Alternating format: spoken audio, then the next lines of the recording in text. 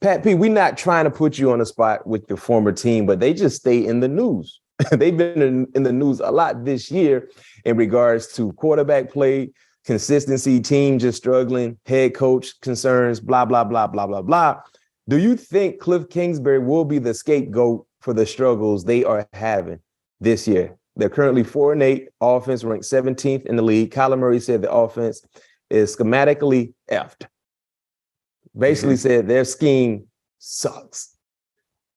And we had this conversation before, with them giving the extension to your best friend, Steve Keim, and Kliff Kingsbury, your best friend. What? Huh? Honda. I just had to do that. I'm wrong. This is my bad. I got to grow up. I thought it was your best friend. My fault. Y'all ain't homeboys. Okay. But in regards to the head coach, I have my opinion about this situation. I want to hear yours first. About him being the scapegoat? Yeah, you think Kliff Kingsbury may be the scapegoat in regards to their struggles? It ain't no maybe. He will. He will be. Yeah, he will be. Uh-huh. He will be. And the crazy thing about it, the guy who hired him will still have a job. Yep. It sounds about right. Initially, I was thinking that they probably would stick with him because of the contractual agreement he has. But now just seeing how bad they've been, and then they fired a coach after a season, man. Yeah. And he signed that extension last March. But see, just vocally, Kyler Murray is talking about, and I don't like how he's doing that. I think he should keep some things privately, but it tells me he doesn't care about his head coach. And he's putting everything on the head coach, basically saying Kyler Murray don't care about nobody but Kyler Murray. That's just a matter of the fact. Well, I gotta.